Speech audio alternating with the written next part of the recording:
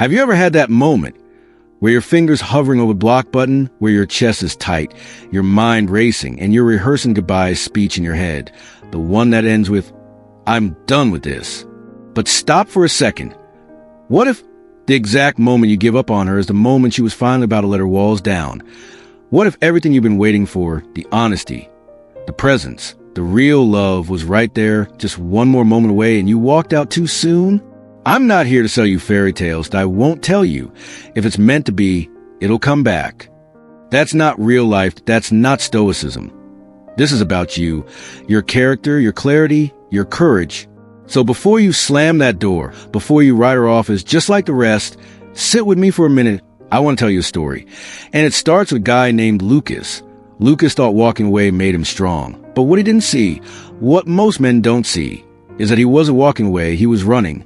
Running from confusion, running from vulnerability, running from the one thing every strong man must face, his own heart. But we'll come back to Lucas in a moment, because this starts with you. One, that you're not weak for wanting to stay. That voice in your head that says, "You're a fool for still caring." Ignore it. That voice, that's pride. But not the proud, noble kind. It's the kind of pride that's afraid of looking soft, afraid of rejection, afraid of being seen. You think stay means weakness. No, what's weak is pretending you don't feel anything. What's weak is ghosting someone because you're too afraid to ask, what's really going on?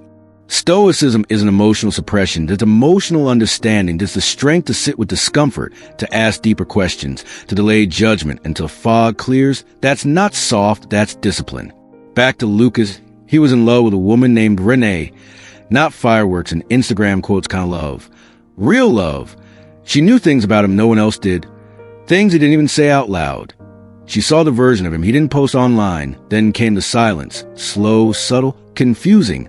The text slowed from minutes to hours to days, until nothing. Lucas told himself, "I'm not going to be that guy who waits around like a loser."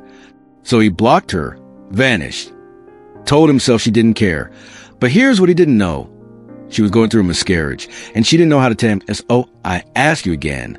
Was walking away strength or fear, wearing confidence as a mask? 2. That space is not always rejection. We've been conditioned for instant replies. Blue ticks. Typing bubbles point 24/7 validation, so when someone doesn't respond, we panic. But people are still human, still fragile, still healing from things you don't see. Maybe she didn't respond because she was crying in a bathroom stall, trying to breathe through anxiety, or maybe she's scared because she feels something deeper than she expected. And yes, maybe she's just not that into you. That's a possibility. But don't react.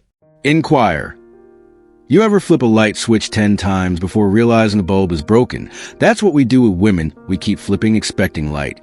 And when it doesn't come, we rage. But sometimes she's not cold. She's in the dark too. Don't assume. Ask, don't label, learn. You don't owe her endless waiting, but you owe yourself the truth. 3. That your pain has a job. Let it finish. Yeah, it hurts, that let's not sugarcoat that. It's lonely. It's exhausting. IT makes you question your worth. But pain isn't punishment. It's a messenger. It's a bodyguard of your next evolution. What the ache in your chest isn't proof she's wrong for you, but proof you're learning how to love fully, not halfway. Lucas told me later, "I didn't leave because I stopped loving her. I left because I didn't know how to sit in the pain long enough to understand it." Brother, if you feel like you're drowning, don't fight it. Float. Let the pain say what it needs to say. Because if you numb the pain, you numb the lesson. And if you numb the lesson, you'll repeat it. For there's a difference between giving up and letting go. Read that again. You're not a doormat. You're not her placeholder. You're not her therapy project. But giving up says, "I'm leaving because this hurts." Letting go says, "I've given everything honestly that I've shown up with integrity. And now I choose peace with love, not bitterness." One comes from fear. The other from wisdom. You're allowed to say, "I still love you, but I can't stay where I'm not truly seen."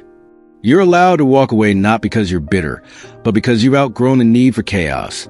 Lucas didn't give himself that grace. He left in anger, blocked her, told himself she didn't care. But that anger, that wasn't truth. That IT was just heartbreak in a trench coat.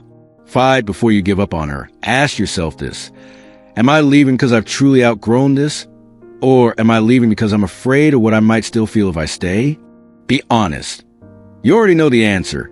You feel it in your gut, I in your chest, I in the silent hours when no one's around. Maybe she's not the one, maybe she is. But you'll never know if you run before the story finishes.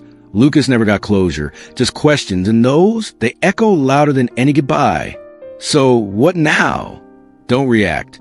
Reflect, don't send a text, don't block her, don't chase her. Just sit, breathe, and ask yourself, what is this moment really made of? And if you need a voice in the dark, someone who's been through it, who's still learning, still growing, that's why this channel exists. Philosophy of Stoicism is here not to give you noise, but tools. Not reaction, but reflection. Not easy answers, but honest ones. If this spoke to something in you, share it with a brother who's about to walk away too soon. Because sometimes the second you stop running is the second you finally find your answer.